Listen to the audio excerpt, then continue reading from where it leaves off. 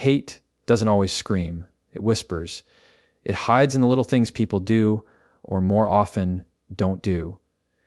And if you're not paying attention, you'll confuse hate for indifference, or worse. You'll excuse it as just someone's personality. But here's the truth. When a person truly carries hate for you, it leaks out in specific, undeniable ways. And once you see them, you can't unsee them. Let's talk about the signs that reveal someone doesn't just dislike you, they hate you. A lot. When someone truly hates you, one of the clearest ways it shows up is in how they respond to your success. Pay attention to those little moments when you achieve something, big or small. Maybe you got a promotion at work. Maybe you finally hit a personal goal you've been working toward, or maybe you just had a win in your day that meant a lot to you. A person who genuinely cares about you, even if it's not their victory, will feel some sense of pride or happiness on your behalf. They'll clap for you even if no one else is clapping. But when someone carries hate for you, they can't stomach the idea of you shining. They can't celebrate you because your success is like a mirror reminding them of what they don't have or who they wish they were. Instead of encouragement, what you get is dismissal. They'll say things like, "Oh, that's not really a big deal," or, "Well, anybody could have done that." They take what you've worked hard for and reduce it to nothing, because in their mind, the less special it seems, the less special you seem. That's hate disguised as casual conversation. Other times it comes out as sarcasm, as if mocking you takes away from your accomplishment. You tell them something good that happened, and they make a joke about it. But underneath that joke is bitterness, resentment, and an inability to let you enjoy your moment. What's worse is how subtle it can be. Hate doesn't always show up with loud words or outright confrontation. Sometimes it's in the absence of something that should be there. You share your good news, and they just nod, no smile, no excitement, no acknowledgement. That's not because they didn't hear you. It's because they heard you too well, and what they heard threatened the way they feel about you. They can't celebrate you because to them, your win feels like their loss. It's not just about dismissing your success. It's also about twisting it back on you. Maybe you got a raise, and instead of saying congratulations, they say, "Well, must be nice to have connections." Maybe you got recognized for your hard work, and they say, "Wuss, you're the boss's favorite." They don't let you own your win. They reframe it as undeserved, as if you stumbled into it rather than earned it. And that's the danger, because if you're not careful, you'll start questioning yourself. You'll start wondering if maybe they're right. Maybe you didn't deserve it. Maybe it wasn't as big of a deal as you thought. Hate loves to plant doubt in your head. And the truth is, when you're around someone who can't celebrate you, it chips away at your spirit, because success is meant to be shared. Accomplishments are meant to be enjoyed with people who clap the loudest, not questioned by people who clap the quietest. When someone refuses to see the value in your wins, what they're really saying is they refuse to see the value in you. And that's not dislike, that's hate. So, when you notice someone twisting your success into their insult, when you notice that every victory of yours feels like a threat to them, pay attention. Because that isn't someone who just doesn't get you. That isn't someone who's too busy to celebrate you. That is someone who hates you more than they will ever admit. One of the clearest signs that someone doesn't just dislike you but truly hates you is how they respond when life knocks you down. See, it's easy to know who's for you when everything is going well, when you're smiling, achieving, moving forward. Everyone looks supportive when the sun is shining. But when the storm hits, when you fall flat on your face, when things don't go the way you planned, that's when hate shows its real face. Because a person who hates you doesn't just sit on the sidelines. They secretly root for your failure. You can feel it in the way they react. When you stumble, there's a spark in their eye they can't quite hide. They may try to cover it with fake sympathy, saying things like, "Oh wow, that's tough." but there's an undertone that sounds just a little too satisfied. They might even offer empty words of comfort, but their body language says something different. The pause before they speak, the slight smirk they can't fully control, the way they change the subject quickly after. Those are little cracks in the mask of politeness that hate can't quite patch up. What makes it even more dangerous is how they use your failures as proof against you. They don't just observe what went wrong, they store it. They bring it back up later. They use it to reinforce the narrative in their mind that you're undeserving or incapable. When you make a mistake, they don't treat it like one bad day. They treat it like confirmation of who they believe you are. They take your low moments and weaponize them, not just in conversations with you, but in conversations about you. And that's the thing. People who hate you don't need your success to fail. They need your failure to win. You'll notice it too in how they respond to your struggles compared to others. If someone else faces a setback, they're encouraging, supportive, maybe even helpful. But when it's you, they go quiet, they go cold, or worse, they show relief. Because to them, your stumble feels like justice, like balance, like life finally knocking you down a peg. Hate doesn't want you on equal ground, it wants you beneath them. Sometimes it's not even about words, it's about the lack of them.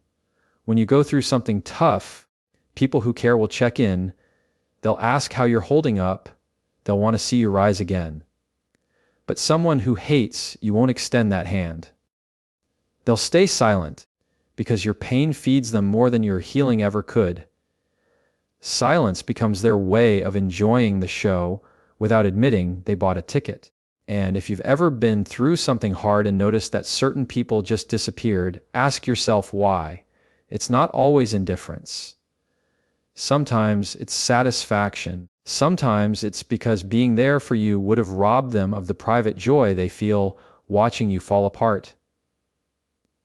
Hate doesn't want to pick you up. It wants to step over you. So when you see that pattern, when someone's comfort seems too comfortable in your losses, when they light up a little too much at your setbacks, understand what it means. Because a person who quietly celebrates when you fail isn't neutral, they're not misunderstood, and they're not just keeping their distance. They hate you, and they hate you a lot. Disagreements happen all the time. We don't all think the same. We don't all make the same choices, and naturally, people are going to clash over opinions. That's normal. That's healthy even. But here's where the line gets crossed. When someone no longer keeps the conversation about what you did or the decision you made, but instead they make it about who you are. That's when you know it's not just disagreement. That's when you know it's hate. See, there's a huge difference between saying, "I don't agree with what you did," and saying, "You're a terrible person." One is about your action, the other is about your identity. Hate doesn't attack the moment. It attacks the core. A person who hates you won't stop at pointing out mistakes. They'll tear into your character. They'll label you, define you, and reduce you to the worst interpretation they can find. It's not, "That was careless." It's, "You're worthless." It's not, "I don't like how you handled that." It's, "You'll never be good enough." And if you listen closely, you'll notice how intentional it is. Hate wants to cut deep enough that you start questioning yourself. They'll say things that target the parts of you that are hardest to defend, the parts you may already feel insecure about. And once they see that it hurts, they'll circle back to it over and over, because that's how hate keeps its grip. A caring person, even in anger, wants resolution. A hateful person wants destruction. The danger is that it doesn't always sound like rage. Sometimes it's quiet. Sometimes it's disguised as just being honest or telling it like it is. They wrap their attacks in casual phrases so it doesn't sound like hate, but the intention behind it is the same. When someone says things that strip away your dignity, instead of addressing the issue, that's hate with a mask on. They don't want to solve the problem, they want to make you the problem. And think about how different that feels. When someone criticizes a choice, it stings, but it gives you room to reflect, maybe even to grow. But when someone criticizes who you are, it leaves you with nothing to fix, nothing to learn from, just a wound. That's the point. Hate doesn't want you to change for the better. Hate wants you to believe you can't change at all. It's not constructive, it's destructive. You'll notice this especially in patterns. If every conversation, every argument, every moment of conflict somehow ends with you being selfish, or lazy, or fake, that's not feedback. That's character assassination. They've decided who you are in their mind, and they'll keep pushing that label until you either accept it or break under it. What's worse is how subtle it can spread. Once hate defines you as something, they'll spread that definition to others. They'll tell people, "Oh, that's just how they are," as if your entire being is summed up by the insult they've chosen. And now, it's not just you fighting against their words internally. It's you fighting against the version of you they're building publicly. That's not disagreement anymore. That's hate trying to rewrite your identity. So when you notice that shift, when the conversation is no longer about actions, but about who you are at your core, take note. Because that's not someone who's trying to understand you or even argue with you. That's someone who hates you and hates you deeply.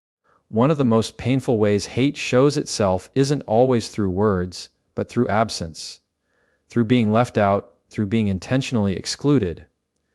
When a person really hates you, they don't just disagree with you, they don't just mock your success or root for your failure, they make sure you feel invisible. And it's not by accident, it's calculated. They want you to know you weren't thought of, you weren't invited, you weren't considered. Because to them, the act of shutting you out is a quiet way of cutting you down. You can see it in the little things first. The group gets together, but somehow you never get the text. Everyone is in on a conversation, but your name never comes up. Plans are being made right in front of you, but no one bothers to ask if you're free. And at first, you might convince yourself it was just an oversight, that maybe they forgot, that maybe it wasn't personal. But when it happens again and again, it's not coincidence, it's intention. Exclusion becomes their way of showing you where you stand with them on the outside, and that's what hate does. It isolates. It uses silence and absence as weapons sharper than any insult, because rejection in its quietest form still stings the loudest. When someone truly hates you, their goal isn't just to disagree with you. It's to erase you, to make you feel like you don't matter enough to be included. And that's why it hurts so much, because inclusion is a basic human need.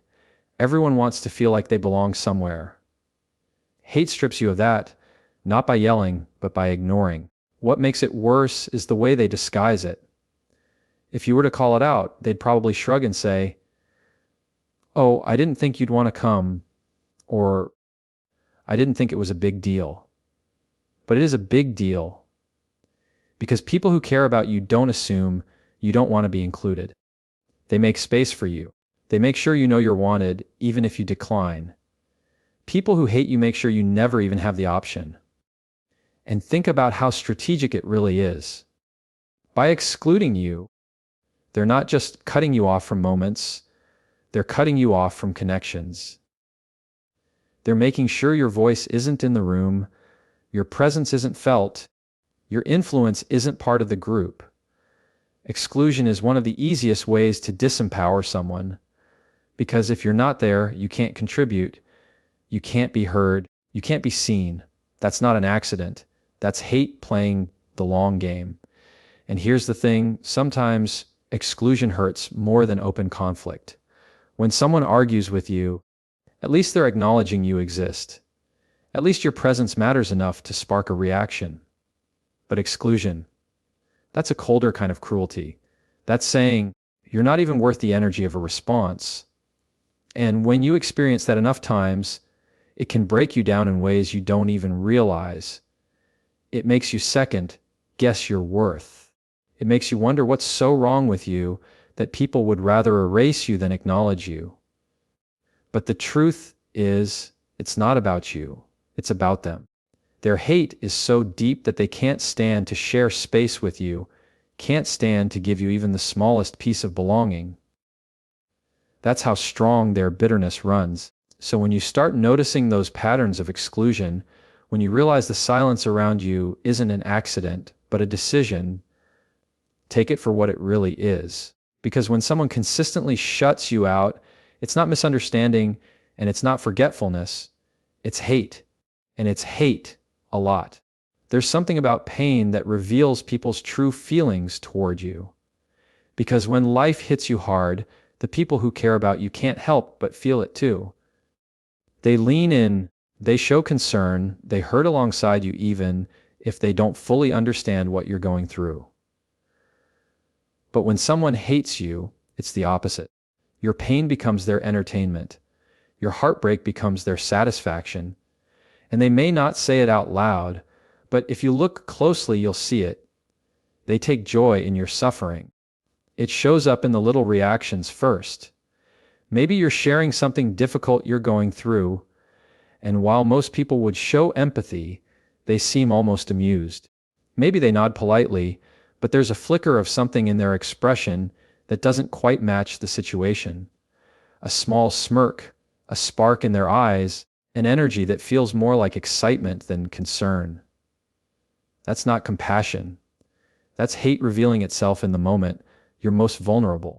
Sometimes it doesn't even come through in their face, but in their words. Instead of comfort, they say things like, "Well, that's what you get," or "I saw that coming." They don't offer support, they offer judgment. And make no mistake, that judgment isn't about helping you learn. It's about making sure you feel the weight of your struggle as if somehow your pain is proof they've been right about you all along. Hate doesn't just notice your hardship, it thrives on it. What makes this so damaging is how subtle it can be. They won't always laugh in your face when you fall, but they'll laugh behind your back. They'll retell your struggles to others, not with concern, but with delight. They'll spin your lowest points into stories that fuel their own satisfaction. Because when they hate you, your wounds become their entertainment. And the more you hurt, the more they feel like they're winning. It's especially clear when you compare their response to others. If someone else goes through a hard time, they might show care, they might step in, they might offer help, but when it's you, they distance themselves, or worse. They find a way to highlight your pain even more.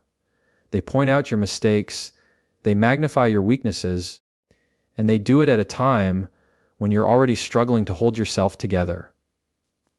That's not just a lack of empathy. That's someone finding joy in the fact that you're down.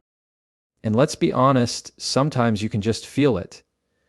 You can feel when someone is glad things didn't work out for you. You can feel when your loss gives them a little boost. It's in the energy they carry, in the way they don't try to hide their comfort in your discomfort. And that feeling cuts deeper than any insult ever could, because it's one thing for someone not to care about your pain, it's another for them to celebrate it.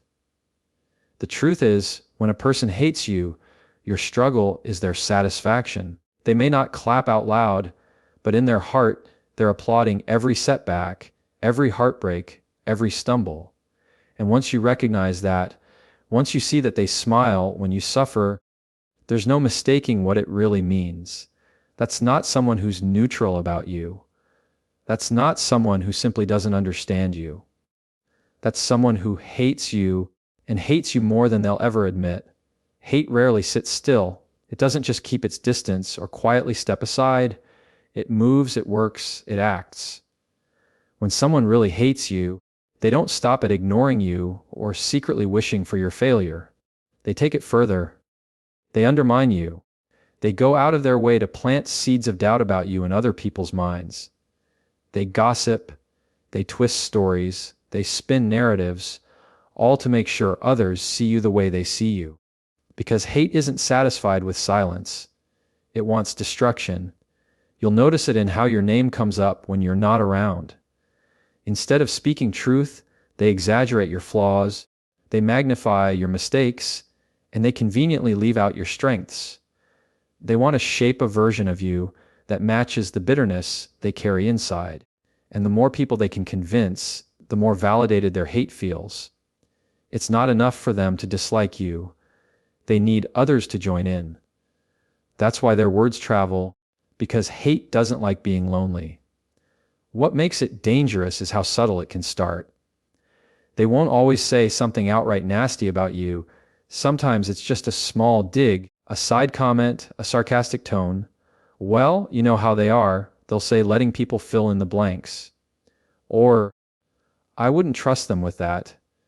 Planting suspicion without giving evidence.